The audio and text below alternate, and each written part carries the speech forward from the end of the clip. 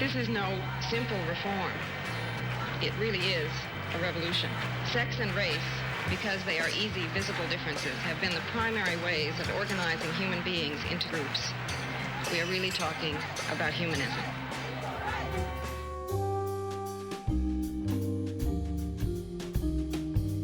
What feminism indicates is a movement by women to change their position in society.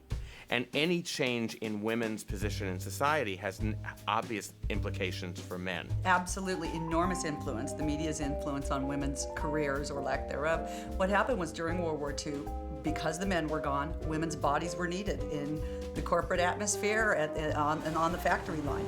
And so we had the image of Rosie the Riveter. We had a lot of media propaganda that showed the kind of Katharine Hepburns and Rosalind Russells with their big shoulder pads running newspapers and bantering, intelligently and sexily with the Spencer Tracys. Then, though, the men came home. And so the propaganda needed to shift to reinstate the typical hierarchy that we were comfortable with. You have all of these guys coming home from the war, and a lot of them were traumatized by that experience. And they found it very, very difficult to reintegrate. They found it very difficult to sort of move back into their, normal routines of family life when they had seen the worst, the worst atrocities imaginable. And so the propaganda shifted to, you don't want to be out in the workplace. That's not fulfilling. What you really want is to have a baby and to take care of a man and his children. And if you don't, you will be wildly unfulfilled. The implication is we're going to start focusing again on your fertility and your role as a domestic goddess, if you will, because we need you out to make room for the men in the workplace again. The government marshaled a ton of financial resources to help GIs reintegrate into society. And there were three major reforms. The great suburban boom is fostered by the dramatic infusion of federal funds into the public school system, the dramatic infusion of federal funds under Eisenhower in the interstate highway system, which allowed suburbs to develop, and, of course, the GI Bill. Well, one important thing that happened after World War II was the passage of the GI Bill. And so suddenly you have all this money for men to go to college. And all the women who were doing that were seen to some degree as taking the place of these men who had a more legitimate right to those spots and that education. Women students were often told, you are taking the seat of a man. This man needs this seat in college. He's got a family to support. What are you doing here? Get out. You were conditioned to get an MRS degree if you went to college. You were conditioned to get to school and make sure you found your man there who was going to take care of you and give you some kids so you could be like your mom. It wasn't Sadie Hawkins' day in the 50s and 60s. You were chosen. If you're told that the primary way that you're going to have access to resources is through a man, then you need to get a man. So when the women are pushed out of the workplace, there becomes a very real question, which is, where's the support for me and my children going to come from? Men hoard the resources, and so you need to get yourself attached to a man. Looks like everything's going well. My God, that stone. Oh, that was a gift. And so the idea of getting a man who's going to have a professional career and make a lot of money, I think is a very logical thing. Every time I ask women my mother's age about how is it that you came to get married so young? Or why did you marry this guy? These are the two answers I get. I married him because he's the first guy who asked me, and I got married because that's the only way I could get out of the house. That was their life. They went from being in their father's house to being in their husband's house, doing your father's bidding and then your husband's bidding. That was the only way you could launch your ship. What? This is good. It is. This is what you wanted, isn't it? Housewives then were in a, just following the script. Peter, I can't believe you. Wait a minute. Doing what they were told and what was expected of them. Get back here! Trudy!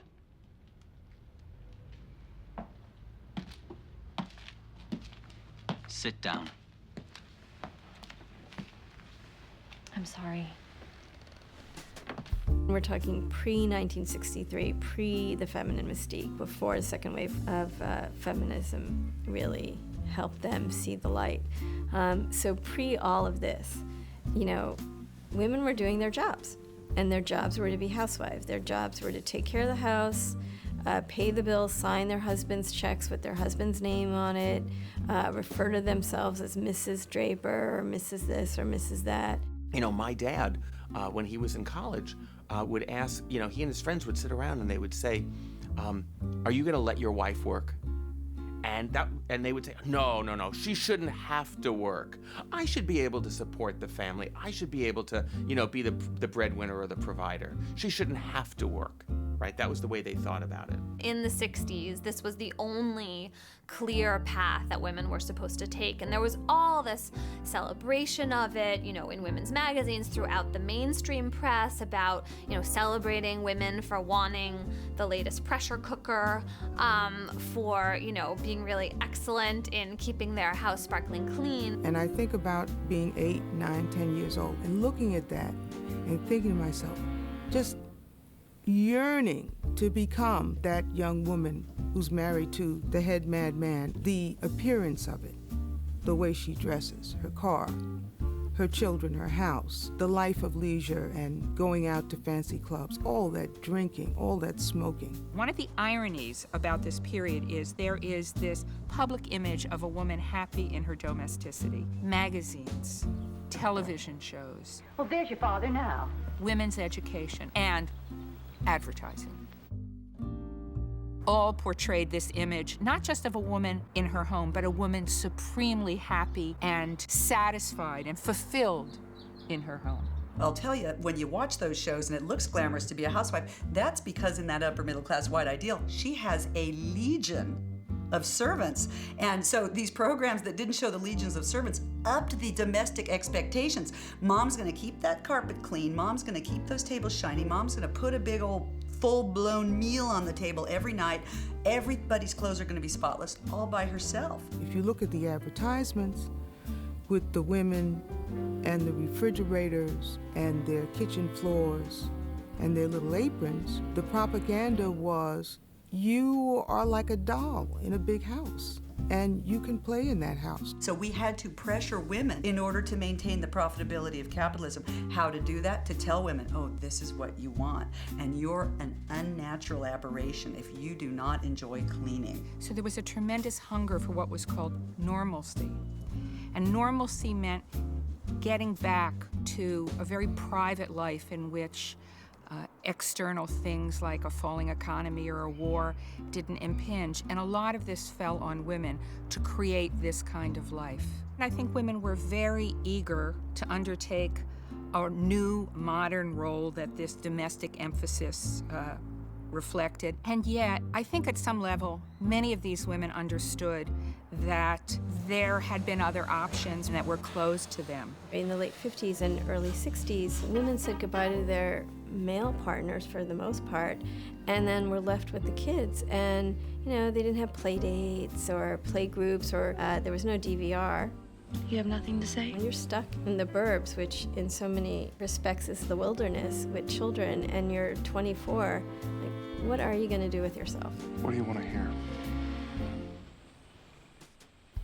How about you're going to help raise these children? These women who were educated women, they had gone to college, and suddenly they're living very domestic lives in which their job really is to help make their husbands succeed in the workplace and help make their kids succeed in school. It's not about their own success necessarily. In order to get women to stay at home, there was a movement in terms of marital happiness, how to be a sexier housewife. And there was all this stuff for women about how you should greet him with a martini and just your lace underwear or whatever, how to keep your man, because now he's in the workplace, his eyes may stray, etc. You want to keep him interested at home. And, you know, nobody's interested in a dish rag housewife who, you know, bakes brownies and is wearing, you know, a schmata all day. He wants you to look your best. So before he comes home, take a shower, do up your hair, wear something sexy, have a martini ready for him. And you know the ironic consequence of it was women had more sex. And they kind of liked it. They started releasing these manuals, literally, on how to please your wife. And so they began to encourage what was called the companionate marriage. And under the companionate marriage, you ought to actually give your wife a good time. You ought to actually give your wife orgasms. The majority of articles in popular magazines were about how fabulous the new world of women was. But there were other articles in which the idea that women maybe should do something with their education. I think there was this sense that women needed more. And this sense of like, is this it? Why are you alone here? It's the middle of the day. It's lousy. You know, why do I feel this kind of emptiness? Why am I sort of depressed or anxious when it seems like I should be one of the happiest people on the planet? And they thought something was wrong with them. This is also the period in which psychiatry is becoming more and more popular. It's also very male. There was kind of a stigma if you went to see a psychiatrist in the early 60s. Do you think I need a psychiatrist?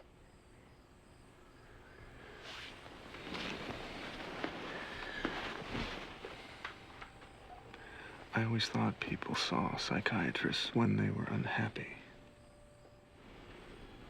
Of course I'm happy. Well, that'll be $35. You're welcome. Whatever you think is best. Just being female meant that you were sick. And this really has ancient roots. In modern medicine, they began to say, oh yes, you know, the possession of that womb makes a woman unstable. That's the very root of the word hysteria. Hyster is Greek for womb. It's always a nightmare raising children in Manhattan, so we moved to Ossining. Suddenly, I really felt so old. Tell me more about that. All that blood comes out and it must be draining from their brain and they're emotionally unstable, and this was the argument to keep us out of politics. Just sit and smoke and let it go till you're in a box. In the 1960s, we see, again, a kind of a more modern version of this, which is, oh, you're unhappy? That's because you're crazy. That's because you're crazy. So here, we're going to medicate you because you're the problem. This is youthful. It doesn't matter. I'm invisible. The whole idea that a woman who wanted something else was sick. There was something wrong with her. You know, for women who are feeling acute dissatisfaction with their own lives, if they were popping Valium during the day, they weren't going to be as likely to really be freaking out. It's just a way of, you know, experiencing the world with like a veil of gauze between you and it. This is where the feminist slogan, the personal is political, comes in. Because that personal problem of that woman, feminist theorists say no. It is a political, institutional, structural problem. Because what we have said is, here's a human being with vast potential, and we're gonna lock her into this one tiny little role. I didn't know you were such a reader. It's part of my job. I thought you just walked around with people staring at you. And tell her, you can have anything you want as long as you want to be wanted by a man. And as long as you want whatever he wants you to be, then great, you can have anything you want. What are you bothering with that for? You should be looking for a house. And so, to the degree that, of course, again, that's stifling this enormous complexity that is actually the female human animal. Joni, you should be watching those shows, not reading them. With a box of bonbons on your lap to soothe your cravings. Medication of that individual is one way to keep the culture intact, to keep the lie intact. It's a hoot. I guess that's okay. I'm glad you approve. It's just so striking. It was like being alive, but dead. You gonna get me a glass of water, hon? Of course. To be a woman in that time. Little girls were raised to think that that was the highest that we would ever be able to achieve. That complete silence and being buried alive. Well, you know, Betty Friedan, when she wrote that book, famously coined the phrase, a problem without a name. And the name was feminism. It was a name that had existed, that people in the 20s and 30s and 40s had used. And by the post-war period, it was either not used or used as a term of disdain. So I think Friedan's point was to give a name to this problem, and by naming it, to begin to open up the possibility of addressing it and changing it. The femme-mystique that she was talking about was what it was to be feminine, what it was to be a woman, and what was wrong with all of that. And she encapsulated what became her catchphrase. I'm not sure it really ever developed an actual name. That's part of why the phrase still resonates. But I think there was this sense that women didn't have choices the way men had choices. And it absolutely gave the problem with no name a name. The name is sexism. The name is that it's not that fulfilling to constantly be revolving around other people. Friedan gave women a permission to say, oh, here I went and got an interesting education, and now I've ended up just kind of hanging around with other women in my neighborhood feeling useless. A room at the Savoy, that takes thought. Your night sounded very romantic. I would describe it as delightfully disappointing. There was a time when he overdid it, but I'll take dull and know where I stand. Basically, when The Feminine Mystique came out in 1963, it was just like ripples across the country. It was like a shockwave. And women, including my own mother, by the way, read that book and said, yeah, you know, being a housewife isn't everything that I want to do with my life. Women all across the country were feeling that there was something missing in their lives because their husbands were having the pleasures of family lives, but they were also getting the pleasures of public life. And it was public life that women were missing. And so they began to move into those public arenas. Well, that means that if the public arena is no longer ours, then what does it mean to be a man? If the woman is equal to the man, what does that make a man? So what we have is that binary again that says men only exist because their opposite exists. So if they're smart and strong and rational, and she is too, there's a flip in the power balance. What does it mean to be a man if a woman could run for president, run for vice president, you know, if they can be on every corporate board, if they can run circles around you on the soccer field? And I was talking to one woman who's in her mid-20s, and she was saying that she went out with this guy. Now this woman had gone to Yale and had played on the women's ice hockey team. She goes out with this guy who's 28, and he says to her, now let me get this straight. You went to Yale and you play ice hockey? What do you need me for? Right? It's like what's distinctive about being a man if the woman plays hockey and she's smart enough to go to Yale? It's very useful from a labor market perspective to have clear roles, clear sex roles. You divide things up. One person marches off to work every day, earns money. The other person has this separate domain that they're taking care of. Daddy! How was your day? I made it.